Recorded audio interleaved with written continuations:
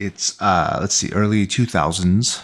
I'm 21-year-old JPC, and it's just another Wednesday night. I'm doing tonight what I've done every Wednesday for probably the last year. I've driven an hour to Tampa to the USF, University of South Florida campus to play a pickup game of Ultimate Frisbee. I have some friends on campus now, and this is what we do. Um, I get off of work and I drive out to play pickup Ultimate. Um, for me, this is a very cathartic thing to do, of doing it on Wednesdays and Sundays. Uh, I was a somewhat athletic youth, and I could go out on Wednesday nights and style on kids. It was a lot of fun. For those of you who know what a 40-yard dash is, I had a sub 4.5 40 in high school. I could get up. I hit my elbow on a rim, 10-foot basketball rim. I could jump, and I was ideal for Ultimate Frisbee, mostly because most athletic kids in college were playing a different sport, and we're not in a club Frisbee team, and we're not going to Wednesday night pickup. So I was the king of the pickup game, as it were. This particular Wednesday, however, I will never forget. I played many Wednesdays, and this Wednesday, I learned a lesson. I'm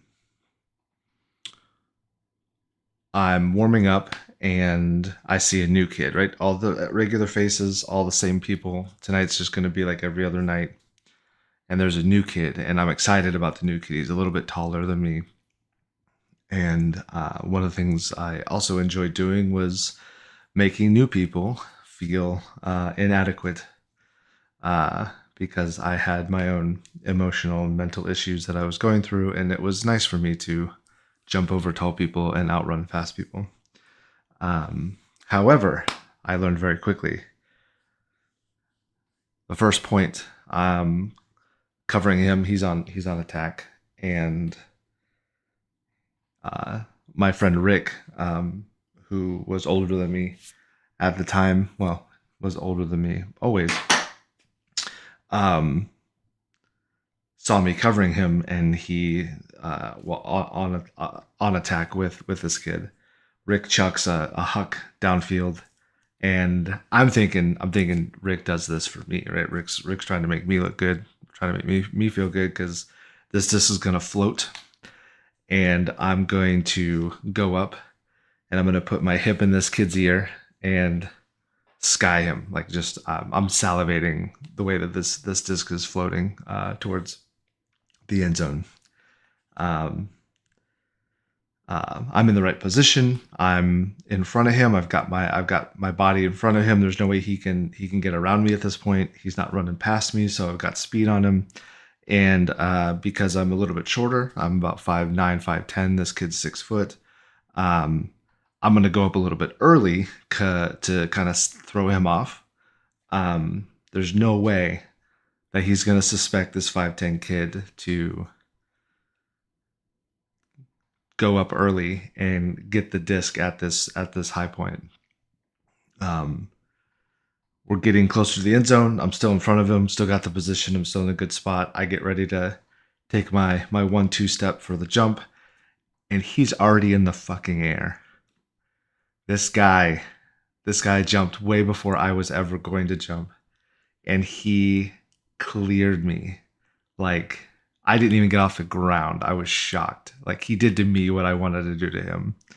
Like, oh fuck, okay, all right, well, I clearly can't jump with this guy. Even if I wanted to, even if I was going up when he went up, like, I wasn't going to get it at the point that he got it. Okay, that's fine. Reset. I'll just outrun him. Got to keep the disc low to the ground, and I can just outrun him. Have a couple of opportunities, but nothing really pans out for the next couple of points. But about 6 point in, 7 point in. I'm actually on attack this time. He's covering me, and I cut in. I have open space. I cut in, and the guy with the disc doesn't throw it to me. And I look over my shoulder, and this kid is right on my fucking hip. Like, what the fuck? So I turn around and I bust deep to try to see if I can get them to again throw a huck. But I was like, I told them you gotta keep it low to the ground. I can't jump with this kid. When I turn to cut deep, the handler he puts it out, and it's low. It's good. I'm going. I'm gonna go get this. This fucking kid, stride for stride, passes me and gets the D. And I'm at a loss for words. The entire night turns into just me moping, essentially. Like, I don't know what to do against this guy. I don't know what to do. I can't jump over him. I can't jump with him. I can't run with him. And the game ends. The game goes through, like, we don't really keep score, but I keep score, and we lost. And it was, I would say, yeah, it was frankly devastating. I wasn't the most athletic kid. I never expected to do great things athletically, but it's a pickup game. How is anybody who's better than me physically, faster, jumps higher, how is anybody going to come out here on a random Wednesday in Tampa and frankly he styled on me. After the game, everyone's just having a good time, joking, chatting, haha, whatever. And I'm on the sidelines, switching out of my cleats and getting ready to drive back home. Frankly, mopey. I'm annoyed. I'm thinking about every point. And Rick, who I mentioned earlier, Rick was a really, really good friend of mine. Rick is older than me, and he and his friends, who ended up becoming my friends, all kind of made it a point to remind me that I always acted a little bit, I guess, older than my age. I wouldn't say that that's necessarily it was always true. I just kind of mimicked what they were doing. Like, I didn't act like a 21-year-old around 27-year-olds or 25-year-olds or whatever they were. I don't actually remember. But if we went out, I wasn't this, immature kid bouncing around the bar or whatever, around the club. I tried to kind of mimic what they were doing, but I still kind of got compliments on not being as immature as I probably could have been, or at least as immature as I was showing myself to be.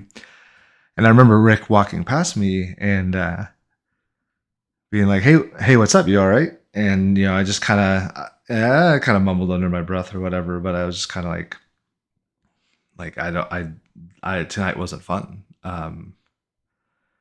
And Rick had this smirk that he would do, this kind of I'm about to teach him something smirk. And I don't remember the exact phrase he kind of said, but if that annoyed you, then that does show your age. That does show your immaturity.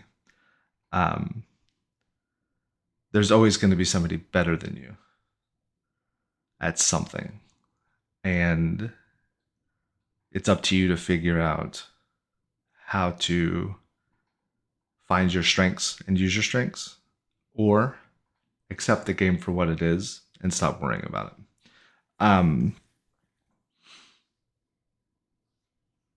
I don't remember that kid's name.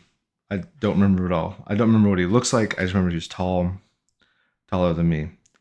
But he's a part of one of the first nights in my life, even at 21, 22, where I had a moment of realization that I have options in my life to figure out how to recognize when somebody's better than me and I needed to learn how to find out what strengths I had that could counter that, or accept my fate and find another way to have fun. It's a pickup game of Ultimate. Why am I sad that I wasn't styling on everybody? And another note, Rick did say, now you know how we feel. Every night we come out here and you do the shit you do, and we're still supposed to have fun. So a little bit of short-sightedness on my part as well. But that was just another Wednesday night.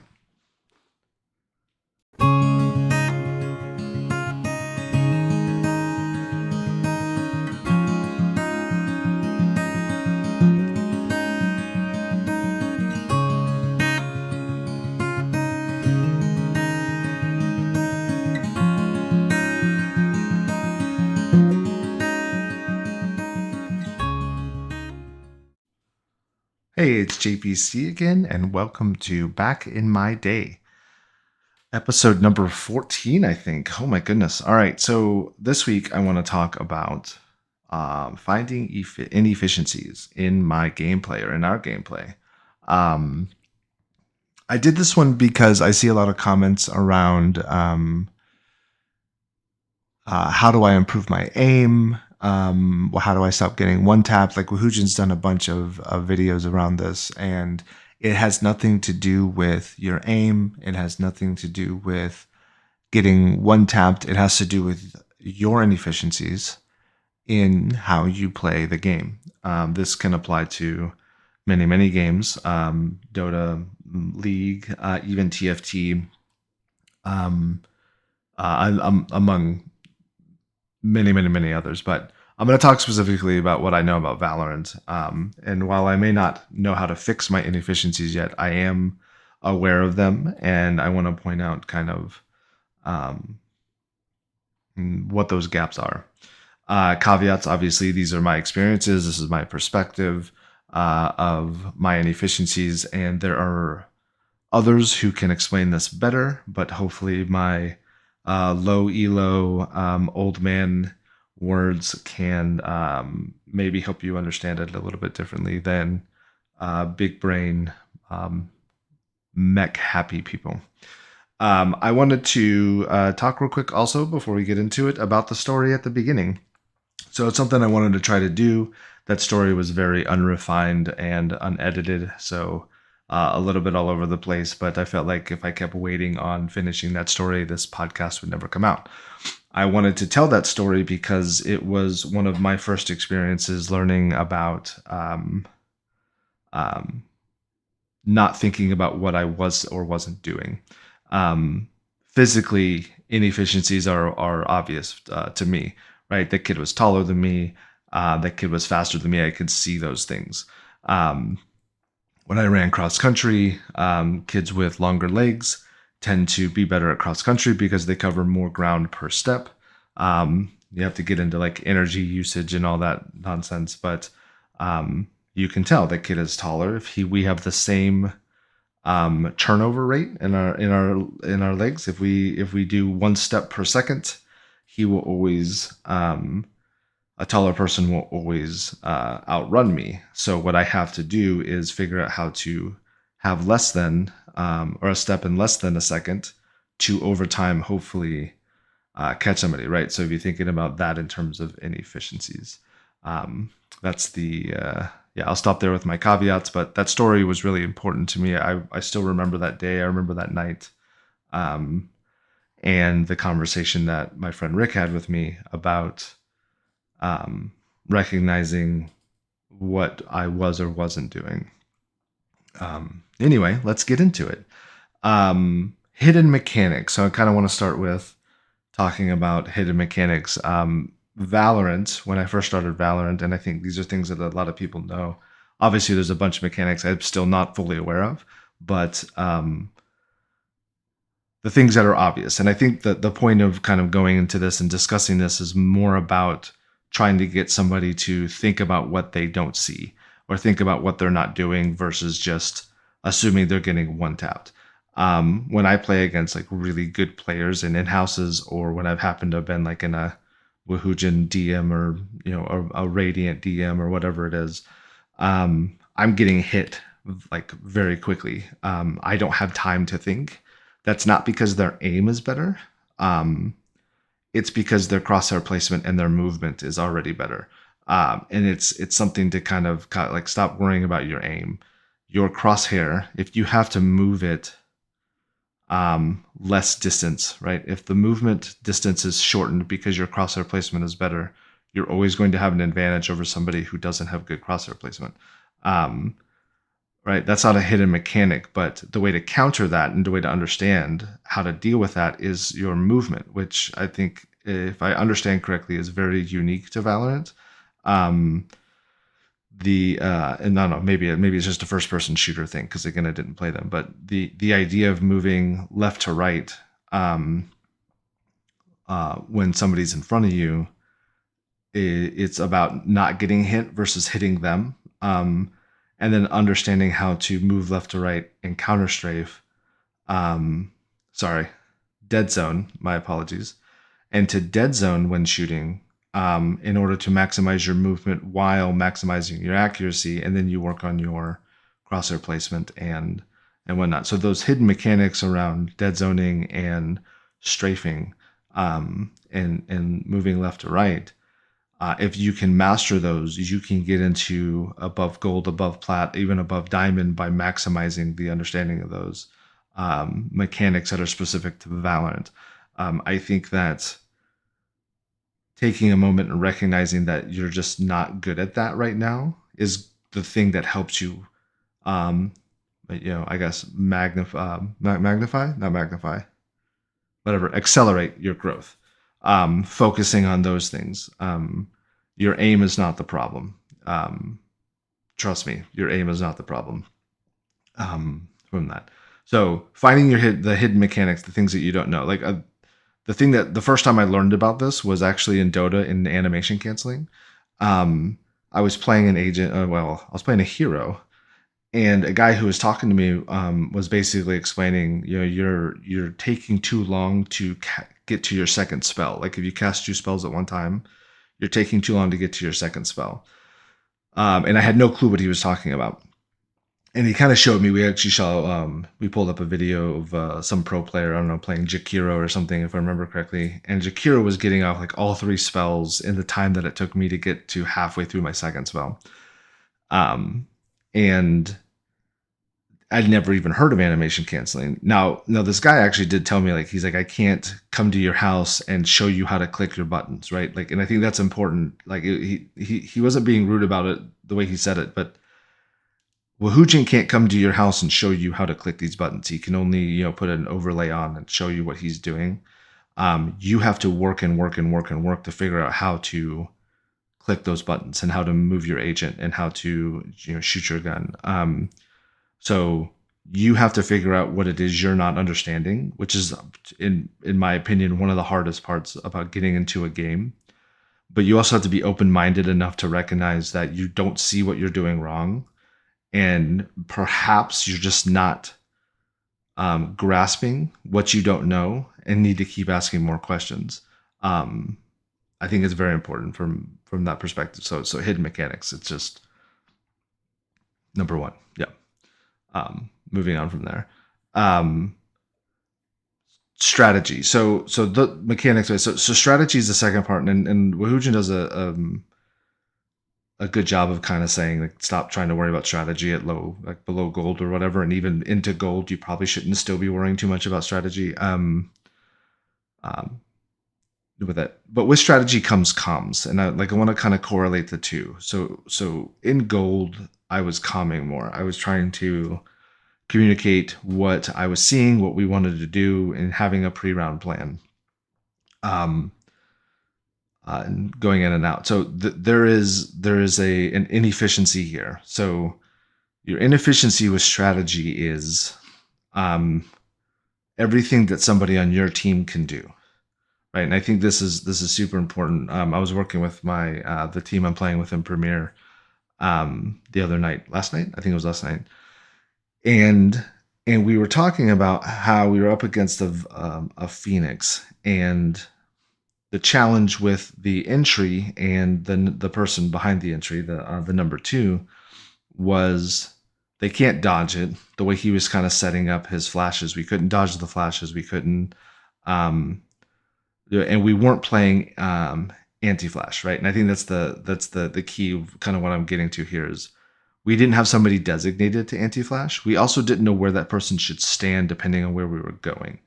And it is a strategy that we have to incorporate in. And if you look up at the enemy composition and they have a flash, if you're not communicating to somebody to play anti-flash, for example, be long unbind, there is a specific walk-up that you can do to play anti-flash there. Those are going to be strategy inefficiencies that you don't have and you're not thinking of. And if you can't find somebody to do that, you have to be the person to do it. That's just one small example. Again, there's a ton of strategies that I can't even fathom up to this point. But we played an entire game and nobody spoke the words, we need an anti-flash, right? Part of the challenge is playing in the game. Your mind is racing through round to round and you're not thinking the most, I guess, high level as you can think. But post game, going back and thinking about that, now that's going to be in our arsenal. We're actually talking about that for our next map. And how do you play anti-flash on approach to site A or site B versus maybe going mid or whatever the map is going to entail, and figuring out those things. And we need to have those items. Whatever we come up with as a 5-stack for Premiere are things that I'm going to attempt to incorporate into my solo queue games, because those are strategies that I just don't think about. But there's a massive gap of inefficiencies there, right? And I see iron and silver and gold players and bronze players that I just want to play strategy. Like, you can't if you don't have 5 people who want to and know how to play said strategies. If you're in bronze and you say we should default, chances are the majority of your team doesn't know how to do that. And that's why Woohoojin suggests not playing strategies. But as you kind of go up, you have to figure out what those inefficiencies in your strategy understanding is and break into those. And that's my biggest kind of understanding of what I need to fix is my pre-round routine includes developing a plan for myself and for my team. That's a massive gap that I have. I know what to do on an eco, because you should do something crazy and do something 5-stacky, or whatnot, stack aside or whatever it is. And I know how to do kind of those things, but I also have very limited ideas of what would be a good eco strategy. There are plenty of other strategies that I haven't incorporated. So that is number 2. Yeah, just recognize that you have to go seek those things out. You have to go look for options that you can try to incorporate, and a lot of that comes with VOD reviewing and going in behind and going, what am I missing? What could I have done here? And bring in somebody with more extensive information than you have to kind of analyze that for you. What could I have done in this scenario? Yeah. All right, number 3, the final thing, I'm going to say metagaming, maybe, I think is what it's. So metagaming inefficiencies. So I'll just bring up one thing here. We actually just, Woohoojin just did a Durka pro analysis. And let's talk about this pro analysis. Was the majority of, there was a bunch of stuff with rays and nades and stuff, and people got all excited about that. But watching Durka's eyes when he was crosshair mode versus minimap mode, this is an inefficiency that we have. This is an inefficiency that I have. Proper information, what's in front of me on my crosshair versus teammate information, minimap, refragging minimap, watching, figuring out who's where and what's going on. That switch, the minimap to crosshair switch, is an inefficiency. And I'm going to use that one because I'm sure there are, not even sure, I know for a fact there are many other kind of things that you should be doing no matter what. Backing up from an angle to not angle yourself. that are metagamey, right? Everybody should know how to do this, and we don't. So if you don't look at your mini map whenever you're in a spot where you shouldn't be shooting or cannot be shooting, even that's a number 2 information, you're inefficient, and you have to find the inefficiencies, but then you have to figure out ways to work on them. Again, my premier team, we were talking about how we don't have proper timing for trading. That if 2 people are going, we need to be able to trade the first person, and that's an inefficiency that we as a team know that we don't have. And I know I don't have it in solo queue, so it's things to work on. So I think that I guess that's where I'm kind of just going with number 3 here is that it's a massive inefficiency. And I think that, like, as a diamond 1, I hit it once. The amount of metagame things that I'm still not doing, I know are astronomical, and I can't wait to figure out what they are. Like, things I can't even think of right now because I don't know that I'm not doing them. I'm just excited to kind of get to that spot, but what are the little things everybody should be doing anyway that I'm just not yet doing? Yeah. All right, I made this a little bit quicker than I normally do because, 1, I wanted to have a guest for this, but like I said, I was trying to do the story and I kind of messed that up. But 2, I did do the story and it was longer than I wanted it to be, so I need to try to trim that down, maybe in half actually. So trying to navigate this new model, and we'll figure out how to make it work. So I'll stop here. I will recap. Hidden mechanics, right? Talking about understanding the dead zoning and the horizontal movements, and understanding how to navigate the map specifically to Valorant, or specifically to the game you're playing in, right? Animation canceling and things like that. The strategic inefficiencies, and understanding what it is you could have done that you never even thought of, and how do you get better at thinking about those things, but also how do you get better at learning what additional strategies are available. And then the metagame, for lack of a better term, of what everybody does do and what I'm not doing still, and how to close the gap between what the best people do as a default and what I don't do as a default. From there, yeah. All right. Well, thank you all for hanging out. I'm still going to do the health podcast. I'll try to do that sometime this week and get that out. The sleep, nutrition, and exercise episode. And again, I have a story for that. So trying to figure out that new structure, and we'll go from there. Thank you all for hanging out, and we'll see you next time. Good luck in your games.